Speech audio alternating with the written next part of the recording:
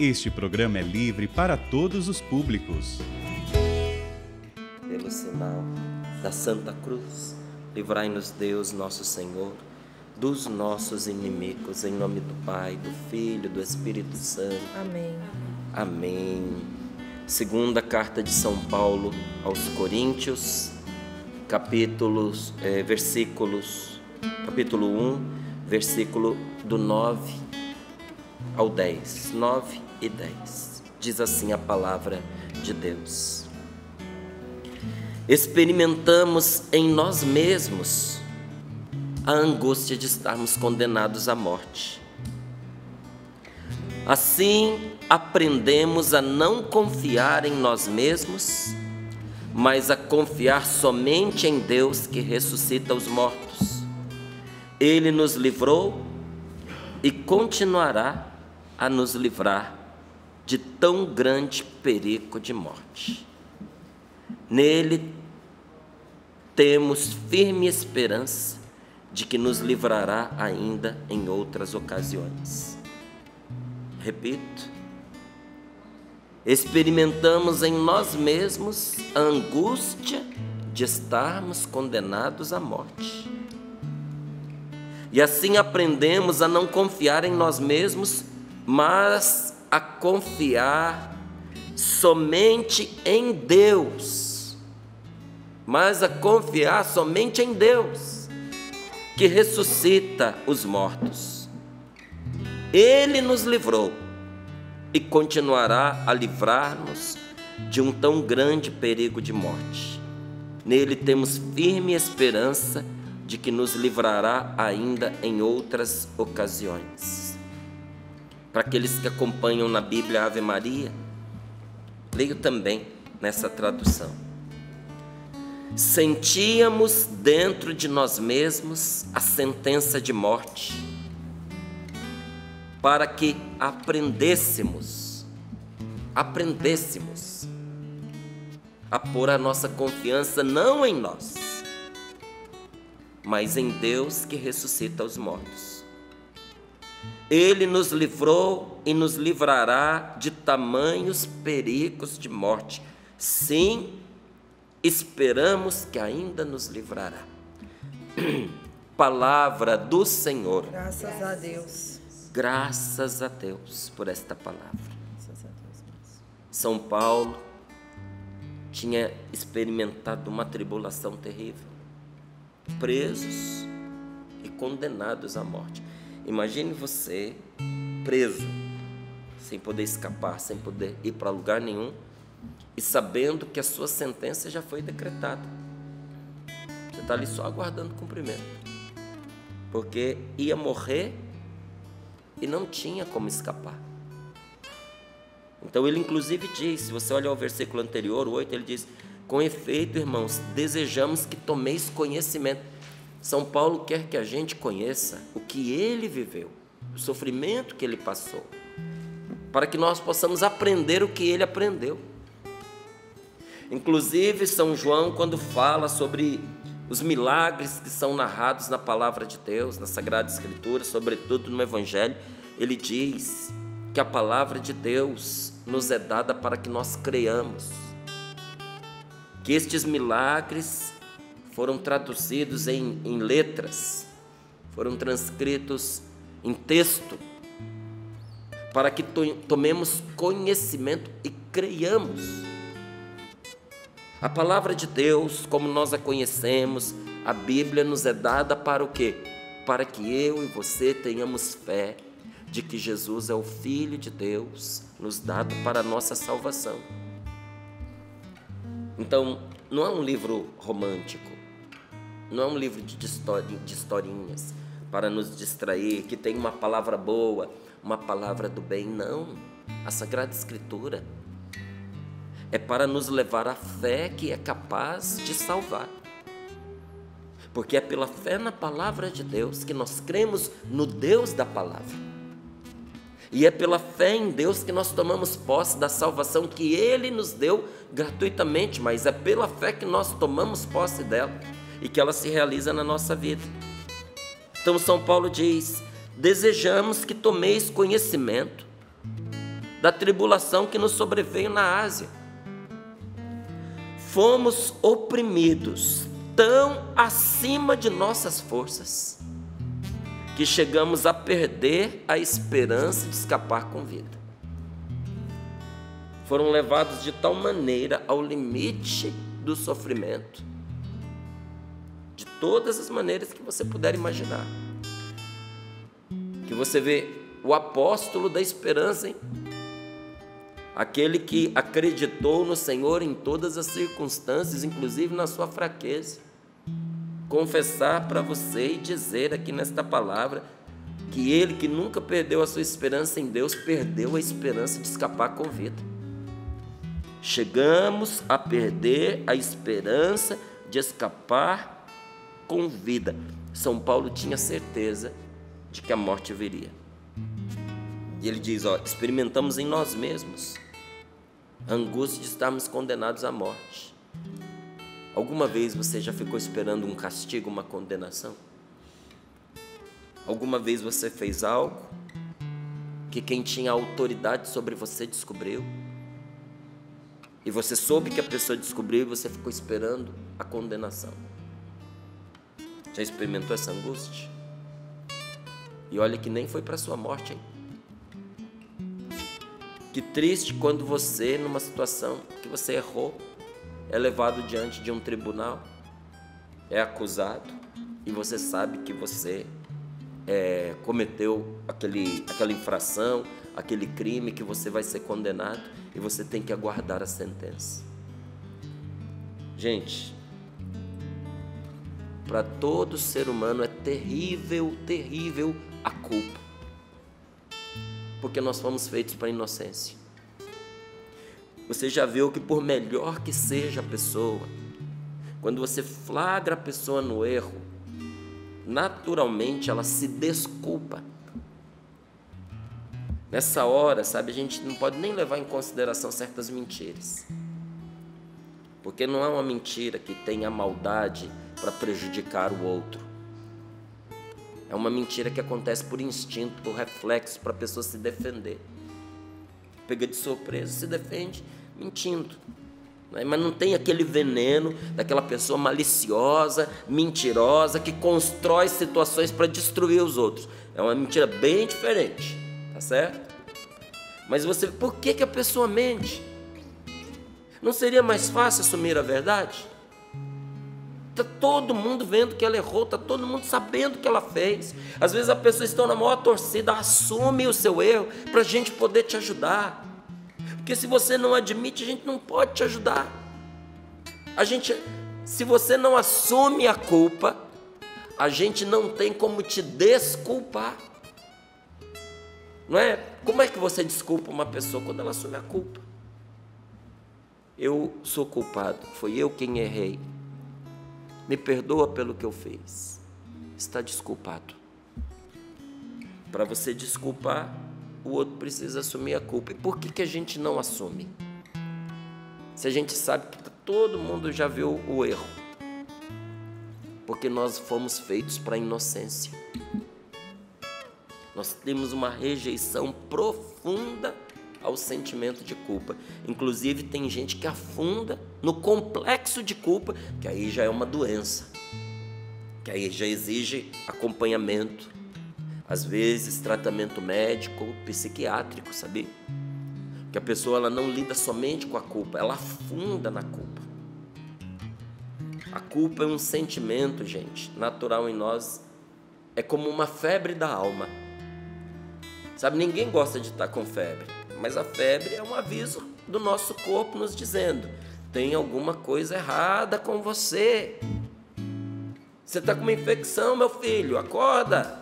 Vai procurar um médico, vai procurar um tratamento, você precisa tomar remédio, senão esse negócio vai tomar conta de você e vai te matar. A febre está dizendo para nós que tem uma luta sendo travada dentro do nosso corpo para que nós possamos nos proteger de um elemento estranho que está lutando contra nós. E como é que se chama a febre da alma? Culpa. Quando a nossa alma se sente sobrecarregada de culpa, ela está com uma febre espiritual. está dizendo para nós: tem alguma coisa em você que você precisa expurgar. Você precisa pôr isso para fora, porque isso vai matar você. E você já viu como o complexo de culpa vai matando a pessoa? Vai tirando a esperança dela, vai tirando a alegria dela, tira a paz da pessoa. Gente, a nossa paz não tem preço, paz não se compra, e paz não se deveria perder. E às vezes a culpa tira a paz da gente. A pessoa perde a paz, a pessoa perde a alegria, a pessoa perde a confiança em si mesma, nos outros, por causa da culpa. Vive desconfiada. Você já viu que tem até ditos populares, não é, a respeito de certos comportamentos, e falar porque tem culpa no cartório. A culpa põe a gente desconfiados. E tem gente que chega a situações tão insuportáveis de culpa que até ensaia, pensa em tirar a própria vida, e teve gente que inclusive tirou a própria vida porque não suportou a culpa. Esse sentimento cria uma angústia terrível dentro de nós. E talvez você tenha passado por isso. E São Paulo diz: olha, experimentamos em nós mesmos essa angústia.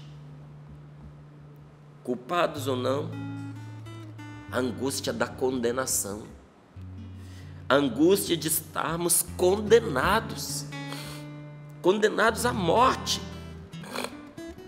E ali, diante desta certeza da condenação, nós aprendemos a não confiar em nós mesmos, mas a confiar somente em Deus. Eu e você precisamos aprender a não confiar em nós mesmos, mas a confiar somente em Deus.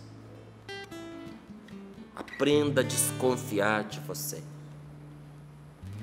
Se você fosse mais desconfiado de você, haveria muitos erros que você não teria cometido.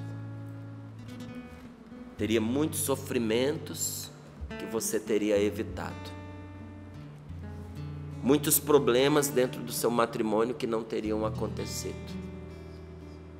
Muitas feridas e mágoas no seu relacionamento com aquelas pessoas tão importantes para você não teria se dado.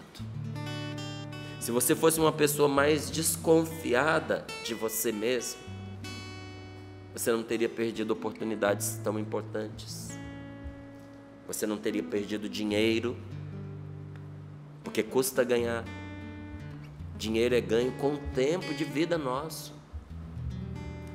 É ganho com suor, muitas vezes com lágrimas, dinheiro honesto. É ganho, olha, com muito esforço. E porque a gente, às vezes, tem uma confiança exagerada em nós mesmos, nós perdemos coisas até materiais. Quanto a gente destruiu o seu matrimônio porque confiava demais em si mesmo. Qual é o problema dessa confiança exagerada em si? Quem muito confia em si se descuida dos perigos. É apanhado em armadilhas, porque se tornou distraído. Então, São Paulo diz: nós experimentamos em nós mesmos a angústia, estamos condenados à morte. E assim aprendemos a não confiar em nós mesmos, mas a confiar somente em Deus que ressuscita os mortos. A confiar naquele que nos livrou e continuará a livrar-nos de tão grande perigo de morte. Temos firme esperança de que Ele ainda nos livrará em outras ocasiões. Eu quero confessar para você que essa também é a minha esperança. Que o Senhor, que tantas vezes me livrou, me livrará também em muitas outras ocasiões de perigos e de sofrimentos desnecessários e de situações que poderiam ter produzido a minha morte. Olha, quantas vezes no decorrer dos anos que eu piso sobre essa terra, o Senhor me livrou da morte. Me livrou da morte no momento do meu nascimento, me livrou da morte em momentos em que eu, criança, me pus em perigo de acidentes, de envenenamento. Me livrou da morte em situações de trânsito. Porque, às vezes, por um segundo, a mais ou a menos, você poderia ter se envolvido numa situação fatal. A gente que está sempre trafegando para lá e para cá, a gente sabe disso. A gente vê, às vezes, o perigo diante dos nossos olhos. E você diz, meu Deus, um pouquinho mais isso teria me pegado. O Senhor está sempre a nos livrar. Agora eu pergunto a você, diante desta palavra que diz: com efeito, irmãos, desejamos que tomeis conhecimento de que aprendemos a não confiar em nós mesmos, mas a confiar somente em Deus. Diante desta palavra, eu quero perguntar a mim, mas também quero perguntar a você: em quem está a sua confiança? A sua confiança está em você? Ou a sua confiança está em Deus? Em quem você confia mais? Em você ou em Deus? São Paulo, com certeza, precisou fazer uma transição da confiança que ele tinha em si mesmo para a confiança que ele passou a ter em Deus, que ele disse que aprendeu. Se ele aprendeu, ele não sabia. Assim aprendemos a não confiar em nós mesmos, mas a confiar somente em Deus. E Paulo confiava em si mesmo? Confiava. Nós fizemos uma peregrinação aos caminhos de São Paulo, que passa ali por Turquia e Grécia. E nós estivemos num dos lugares que ele fez ali uma pregação, se eu não me engano foi em Atenas. Uma pregação maravilhosa, muito bem construída, cheia de sabedoria, cheia de retórica, com ideias construídas minuciosamente, com argumentos fortes, em uma cidade que nem era lá tudo isso. Diante do discurso que ele fez, o povo foi ouvindo. Quando chegou na parte da ressurreição, ele disse: isso aí a gente escuta em outra ocasião. Nunca mais deram notícia para ele. E depois, como o discurso do Paulo continuava insistindo na renúncia aos falsos deuses, e o comércio daquela cidade era construído em torno da confecção de imagens, de amuletos, de símbolos religiosos supersticiosos, o povo olhou para aquele homem pregando contra isso. Esse cara vai acabar com a nossa economia. Vamos tirar do mundo esse cidadão. E Paulo foi preso e expulso dali para não ser morto. Porque a gente às vezes olha e diz assim: tadinho do Paulo, foi preso por causa disso. Não, foi preso para não ser morto. Porque ele era cidadão romano e a morte dele ia trazer um problema para a cidade. Então ele viu que ele não foi escutado, foi perseguido, quase morto, foi preso e foi expulso dali, em face do melhor discurso que ele tinha feito. Paulo tinha colocado toda a confiança dele naquele discurso. E a partir dali ele é lançado aonde? Em Corinto. Só que Corinto não era uma cidadezinha. Corinto era uma mega de uma cidade para aquela época. Até nos dias de hoje é. E se tudo deu errado naquela cidade pequena, imagine agora naquela megalópole.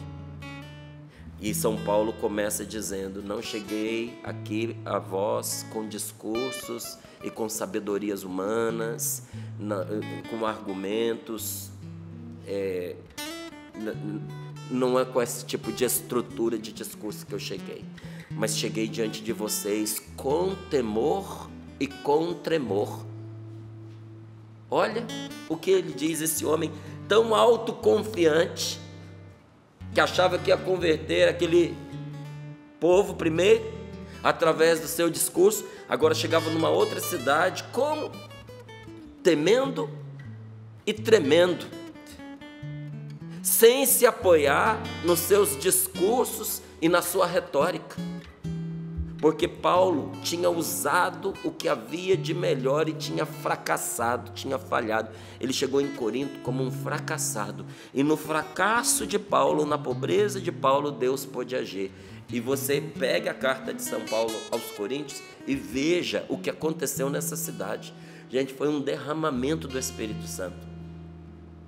Tanto que os tesouros que nós temos a respeito dos dons carismáticos estão guardados nas cartas de São Paulo aos Coríntios. Ali é que a gente ouve Paulo rasgar o verbo sobre os carismas do Espírito Santo, ferramentas milagrosas de Deus para a cura, para a libertação, para a formação de um povo, onde Paulo parou de pôr a confiança em si, manifestou-se poderosamente a força de Deus.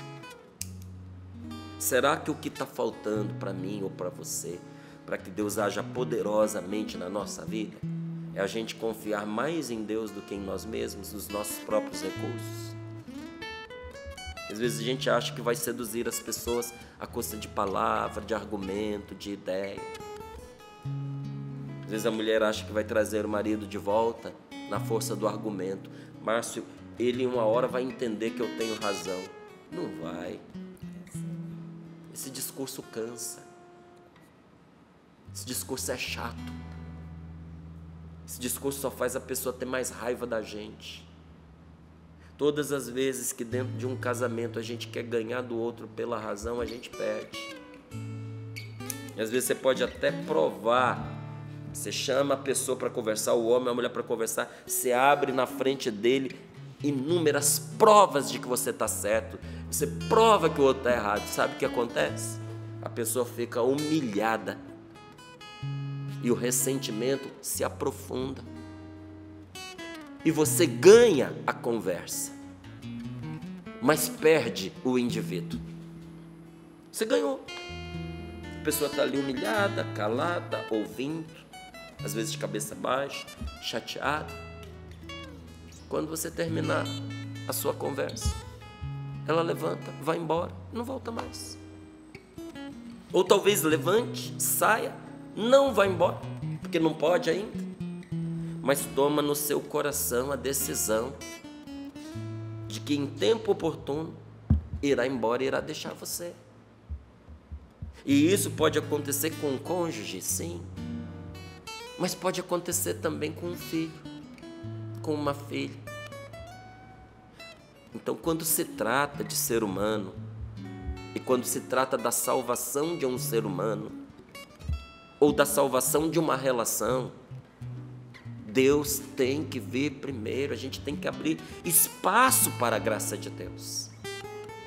Temos que confiar mais em Deus do que nos nossos argumentos, temos que ser humildes. Temos que muitas vezes ir para uma conversa, meu amigo, preste muita atenção, ir para uma conversa com temor e com tremor, porque tudo pode acontecer. O temor porque tudo pode acontecer, e o tremor porque você não confia em você mesmo, porque você sabe que você pode estragar tudo. Essa desconfiança é saudável, viu? Não pense que essa desconfiança ela é ruim. Eu sei que tem muita gente que acha que isso afeta a autoestima da gente. Não afeta a autoestima. Isso finca os nossos pés no chão. E o resultado vai elevar sua autoestima. Porque você vai ver, reconhecendo a minha fraqueza, eu acertei. E reconhecendo que preciso de Deus, o Senhor me elevou. E por onde virá a autoestima? De uma experiência profunda de ser assistido e de ser amado por Deus. Capacidade, a gente vai descobrindo as capacidades que a gente tem. A vida mostra. Mas é bom que a gente entenda que muitas vezes aquilo que a gente acha que é uma grande capacidade é muito menos do que a gente imagina. Sabe? Hoje nós estamos vivendo numa cultura extremamente ilusória, fantasiosa. Os pais não sabem mais educar os seus filhos. Os pais enganam os filhos o tempo inteiro, dizendo: você é capaz, você dá conta, ai que bonitinho. O menino não fez nada, o menino não sai da cama no horário que deve, não trabalha como deveria, não faz as tarefas de casa, às vezes faz um negocinho mal feito e os pais enchem de elogio porque não pode contrariar, não pode frustrar. Me perdoe, a vida ela é feita de frustrações. Quando você não frustra o seu filho em algo que ele merece ser frustrado, porque não fez direitinho, não. Precisa ser corrigido. Precisa ser elogiado nos esforços dele para ser uma pessoa melhor. E não naquele resultado pífio que ele mostrou. Se você não fizer isso, você não vai educar o seu filho para a vida e para esse mundo que não tem dó de ninguém. Não tem mesmo. Você tem amor pelo seu filho, pela sua filha. Mas esse mundo não tem dó, não. Esse mundo é o tempo inteiro uma arena de competições, onde continua sobrevivendo o mais forte, gente. Então, nós precisamos aprender a fortalecer os nossos também por essa correção, sabe? E não pensar assim: eu corrigindo meu filho, ensinando para ele como é que ele vai fazer, muitas vezes dizendo que ele errou, eu vou frustrá-lo. Não, você vai colocar os pés dele no chão, você vai ensinar para ele um caminho de crescimento e ele vai sim ter amor por si mesmo, aprendendo a vencer as próprias fraquezas, a conquistar o seu espaço na realidade. Agora, que belo quando um pai e uma mãe conseguem ao mesmo tempo trazer à tona as capacidades dos seus filhos, mas ensinar para eles que na vida deles inteirinha a felicidade virá pela dependência de Deus, porque a fé é dependência de Deus. Nós não somos independentes, gente. Nós não somos. Nós estamos sempre ligados por um cordão umbilical. Primeiro foi na nossa mãe, agora é na vida e em Deus. Você não tem como se isolar do mundo.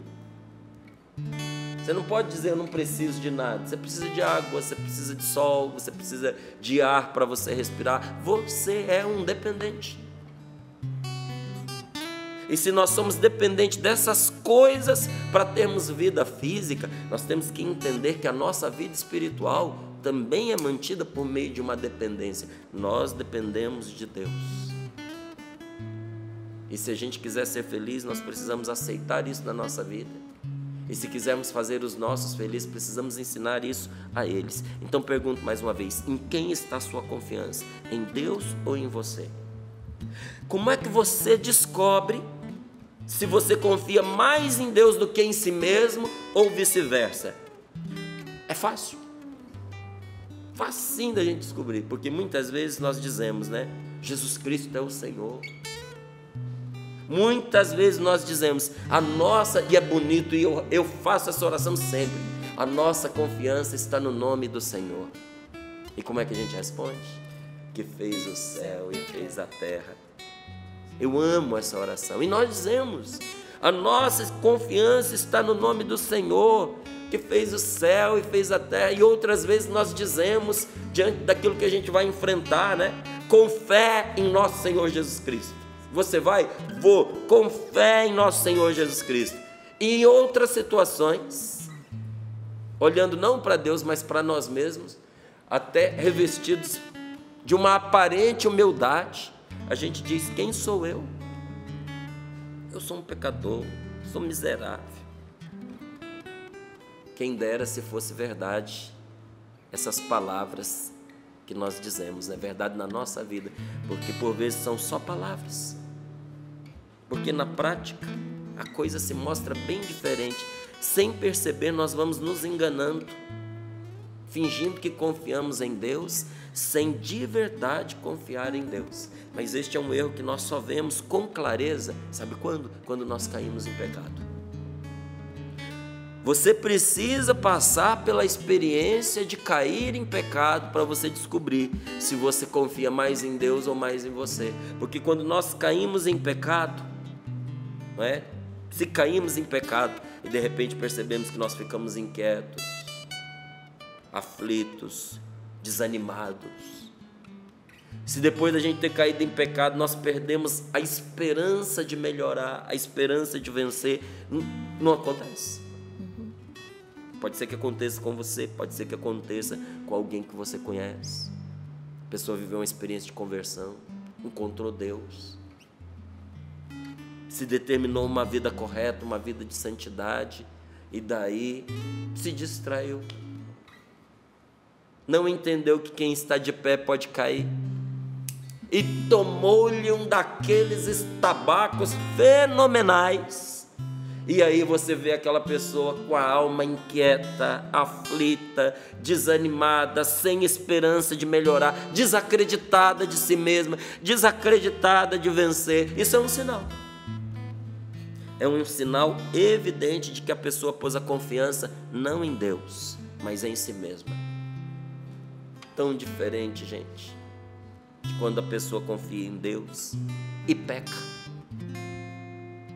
É diferente de quando a pessoa confia em si mesma e peca. Quando você confia em si mesma e peca, o sinal é esse: quanto maior a tristeza e o desespero, porque a pessoa pecou, mais ela mostra que ela confiava muito em si e pouco em Deus. Porque aquela pessoa que não se leva muito a sério, porque tem horas que a gente não deveria se levar a sério demais, viu? Aquela pessoa que não se leva muito a sério e confia muito em Deus, quando essa pessoa cai, quando ela peca, ela nunca entra em desespero. Quem confia em Deus, Márcio, peca porque a carne é fraca. Mas quando uma pessoa que confia muito em Deus peca, ela nunca entra em desespero, nem se abala, nem fica triste, porque ela sabe que isso é resultado da sua própria fraqueza. Ela sabe que isso aconteceu porque faltou para ela orar e vigiar, porque naquela circunstância ela confiou pouco em Deus, teve pouca fé. E essa queda que acontece para ela não serve para poder enfraquecê-la, pelo contrário, serve para fortalecê-la. Com essa queda, ela faz igual Paulo, ela aprende. Ele não diz aqui? Experimentamos em nós mesmos a angústia de estarmos condenados à morte, assim aprendemos a não confiar em nós mesmos, mas a confiar somente em Deus que ressuscita os mortos. Com essa queda pelo pecado, a pessoa aprende a não confiar demais nas próprias forças, aprende a ser mais humilde e aprende a confiar em Deus. Você está lutando para poder abandonar o erro, para poder abandonar o pecado, e você tem levantado e tem caído. Entenda uma coisa: cada vez que você cai, você não volta a estaca zero. Você foi progredindo e caiu. Você não voltou lá atrás, você caiu aqui. Tudo que você caminhou, meu amigo, você não perdeu. Você ganhou sabedoria, você ganhou experiência, você ganhou coragem. Muitas vezes você aprendeu como vencer vícios, comportamentos, maus hábitos que você tinha. Só que agora você caiu. Você tem duas opções: ficar com o ego ferido, ficar com dó e raiva de si mesmo, desanimar por causa do orgulho ferido e dizer: isso não funciona, eu tento e eu caio, não consegui o meu mérito. É que você, às vezes, né, eu digo você, mas estou dizendo para mim também, viu? A gente olha e se sente frustrado por não ter sido o perfeitinho que a gente queria ser. Isso tem nome: orgulho. E diz a palavra de Deus que foi o orgulho que pôs a perder o diabo. Ele não era demônio, ele era um anjo, mas por orgulho ele se perdeu. Diz a palavra de Deus que o orgulho é a coisa mais corrosiva do mundo, ele destrói tudo, até a mais sólida família é destruída pelo orgulho. Vença o orgulho com humildade, em vez de você ficar aí desanimado, dizendo: eu vou desistir de Deus. Levanta, homem, levanta, mulher, começa de novo. Você não voltou a estaca zero. Levanta de onde você parou e continua. Porque essa queda serve para a gente ser mais humilde, para a gente entender que nós não somos perfeitos, que nós não somos Deus. Nos ajuda a entender o outro, a ter misericórdia de quem erra, de quem está atrasado em relação à caminhada que a gente já fez.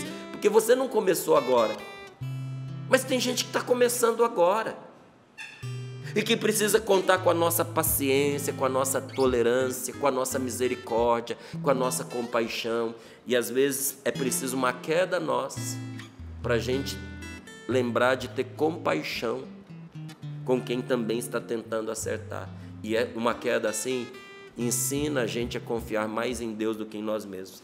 Aí a pessoa que caiu, se ela tem confiança em Deus, ela volta toda a sua atenção para os erros e para os sentimentos, não para aquele pecado e para aquela queda. Porque toda queda é uma sequência de erros que nós vamos cometendo. Você já viu que não é assim, você está bom, certinho, bonitinho, e de repente você cai? Não.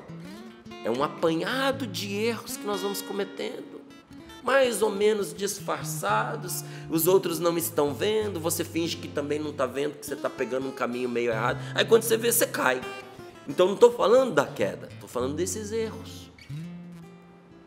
A pessoa humilde e confiante em Deus, ela começa a investigar esses erros que ela cometeu, ela volta a atenção para esses sentimentos desordenados que fizeram ela tropeçar, que a fizeram tropeçar, e passa a detestar esses erros e essas desordens. Toma raiva do pecado e não de si mesma. Toma raiva desse erro e não da vida. Toma raiva da tentação e não de Deus. Nós temos que aprender a detestar tudo que nos afasta de Deus, tudo que nos afasta da verdade e tudo que nos afasta do bem. Você notou que não tem ser humano nesse mundo que seja desprovido de raiva? Todo mundo tem raiva, porque a raiva é uma coisa boa. Se raiva não prestasse, Deus não criava a gente com um sentimento de raiva. Jesus também teve raiva, e num desses momentos que ele estava com raiva, ele pegou, fez um chicote e saiu dando. Só que a gente administra mal a nossa raiva. Nós dirigimos a nossa raiva contra as pessoas, quando nós deveríamos dirigir a nossa raiva contra as situações erradas. São Paulo, mais uma vez, abre os nossos olhos. A gente usa a nossa raiva para fazer guerra a pessoas de carne e sangue, mas não é contra eles que nós lutamos. É contra o tentador, é contra a tentação, é contra a inspiração diabólica. Você precisa aprender a detestar tudo que te afasta de Deus. Se beber te afasta de Deus, deteste a bebida, meu amigo.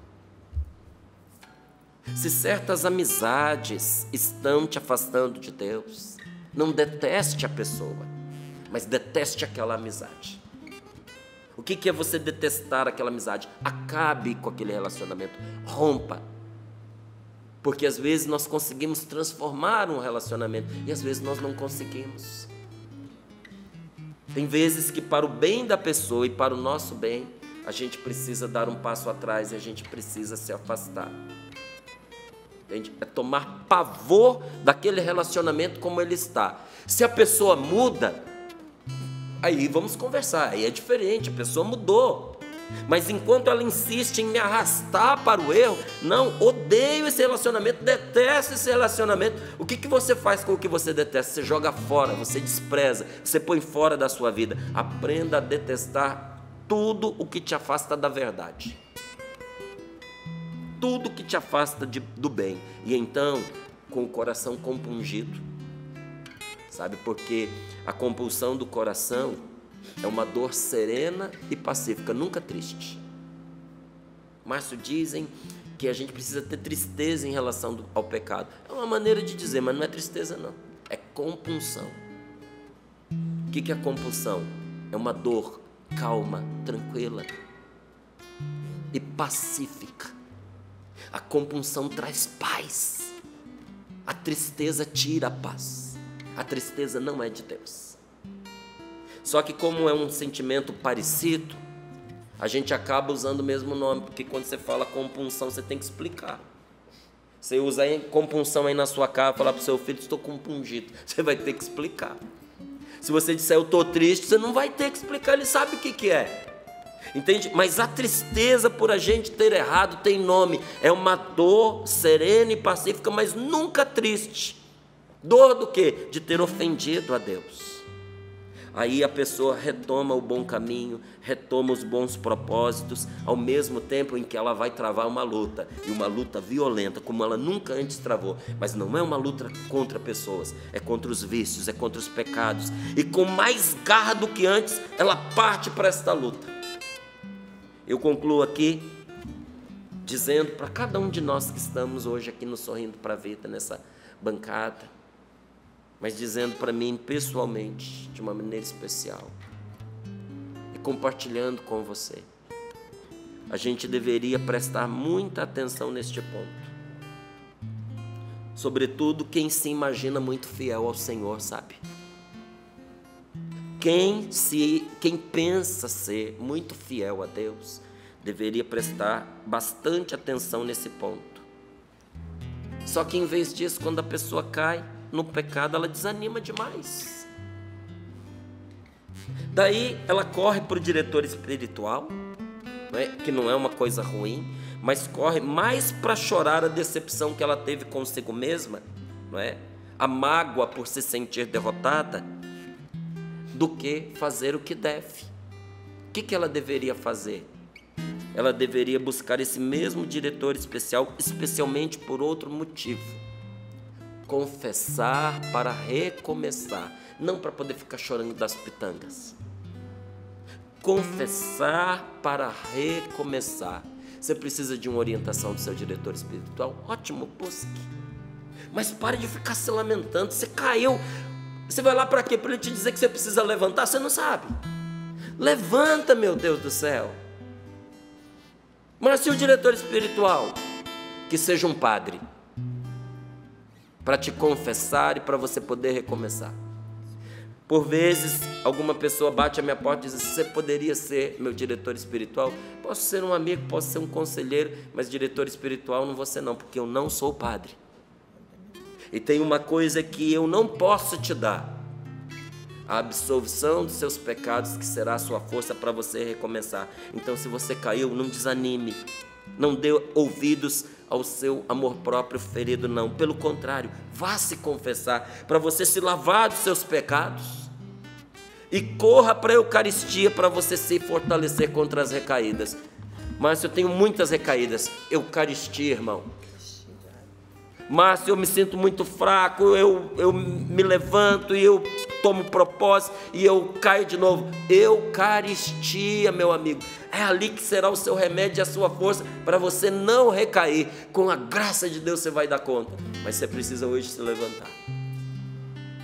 E antes que você procure o sacerdote para fazer essa confissão pessoal, particular, pelo sacramento, começa agora, faz essa confissão a Jesus.